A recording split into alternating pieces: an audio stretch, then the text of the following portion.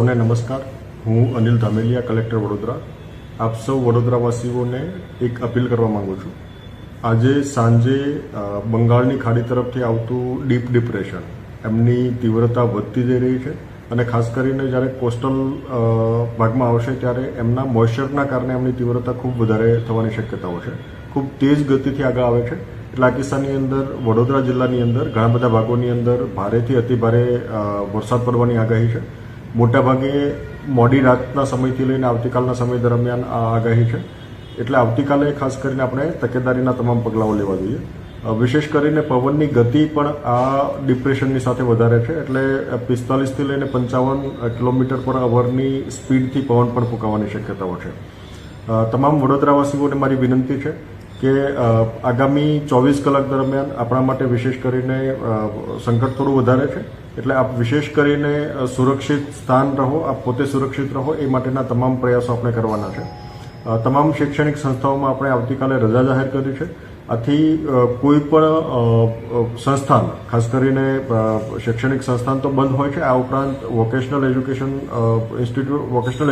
Institute હોય, polytechnic હોય અથવા કોચિંગ ક્લાસ હોય, આ તમામે બંધ રાખવાના છે। કોઈ પણ ઇન્સ્ટિટ્યુશન ચાલુ ના રહે એ બાબતની તકેદારી રાખવાની છે।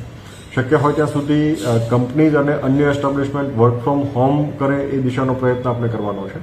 આ સિવાય તમામ વ્યક્તિઓ પોતે સુરક્ષિત સ્થળોએ રહે, નદી કાંઠાના વિસ્તાર કે તળાવવાળા વિસ્તારની અંદર ના જાય એ બાબતે આપણે તકેદારી રાખવાની છે। માછીમારી પ્રવૃત્તિ બંધ રાખવાની છે અને વિશેષ કરીને કોઈ નદી કાંઠાના કે તળાવ કાંઠાના ભાગની અંદર પણ કોઈ પ્રવેશે નહીં એ બાબતે આપણે તમામ તકેદારી રાખવાની છે।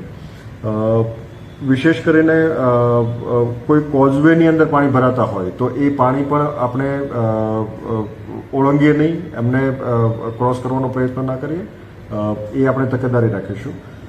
કોઈ જર્જરિત મકાનમાં અથવા તો અસુરક્ષિત હોય એવા ભાગની અંદર આપણને લાગતું હોય તો તાત્કાલિક આપણે યોગ્ય સુરક્ષિત સ્થળે પહોંચીએ એ માટેની તૈયારી રાખવાની છે।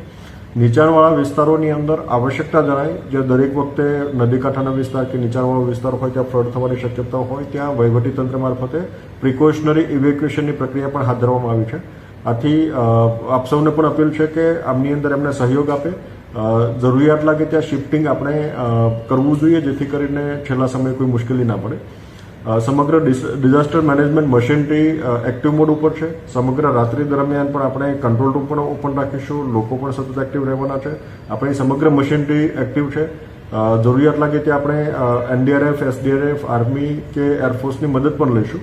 પણ આપ સૌને પૂરતી તકેદારી રાખીએ, સુરક્ષિત સ્થળોએ રહીએ અને આપણે પોતાના પરિવારને અને આજુબાજુના લોકોને સુરક્ષિત બનાવીએ એ દિશાની કાળજી રાખીએ એવી તમામ સૌને અપીલ છે।